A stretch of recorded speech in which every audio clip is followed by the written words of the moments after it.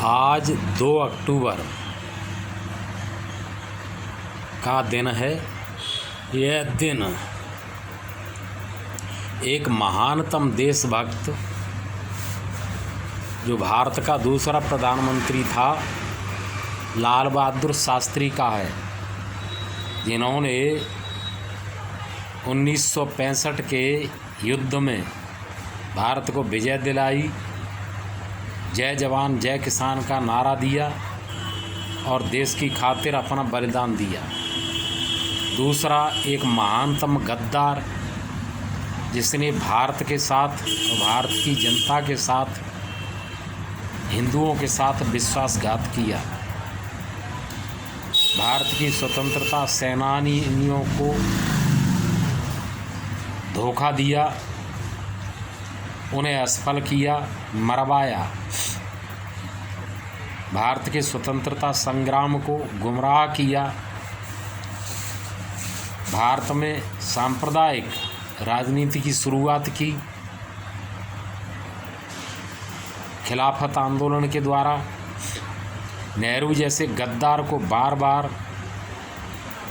कांग्रेस का राष्ट्रीय अध्यक्ष अपना अड़ंगा लगा करके बनवाया और प्रधानमंत्री भी बनवाया, देश का विभाजन करवाया। जो लोग देश के विभाजन के लिए तैयार नहीं थे, उन लोगों से इसने उन लोगों को मनाया।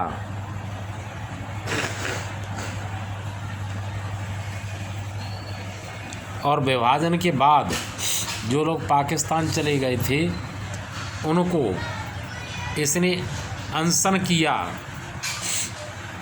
12 जनवरी को, 23 जनवरी को उन्हें फिर से भारत में लाने के लिए नेहरू से और पटेल से कानून बनवाया। यह जिन्ना को पश्चिमी पाकिस्तान से बांग्लादेश तक 15 किलोमीटर गलियारा देना चाहता था, जिसमें दिल्ली, आगरा ये सब चले जाते और उसमें केवल मुस्लिम आबादी होती है। और यह गद्दार हैदराबाद का भारत में विलय नहीं होने दे रहा था। यदि हैदराबाद का भारत में विलय नहीं होता तो दक्षिण के चारों राज्य, हिंद महासागर और हिंद महासागर के सब 30 द्वीप हमारे हाथ से निकल जाते, तो हमारे देश की हालत क्या होती।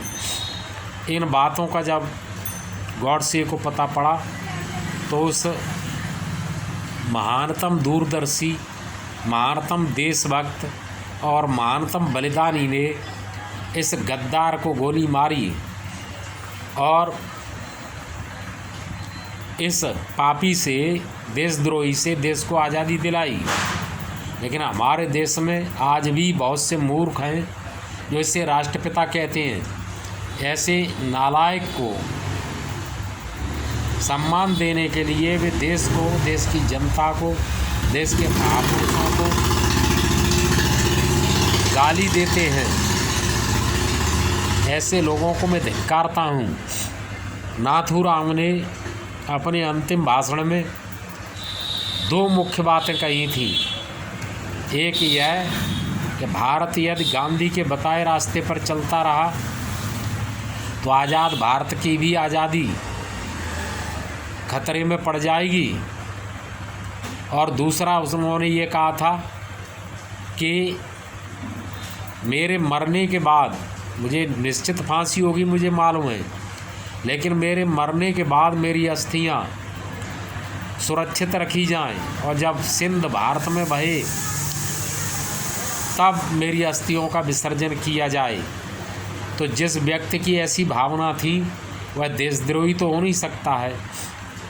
उन्होंने यह जानते हुए कि लोग मुझे गालियां देंगे, मेरा अपमान करेंगे, मेरी जो इज्जत है वो धूल में मिल जाएगी, फिर भी उन्होंने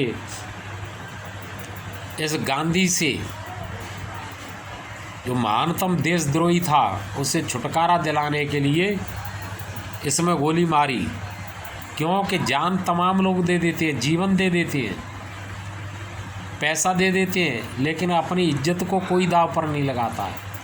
तो वह महानतम बलिदानी गॉडसे का ही काम था कि जिसने अपनी इज्जत भी दाव पर लगा दी।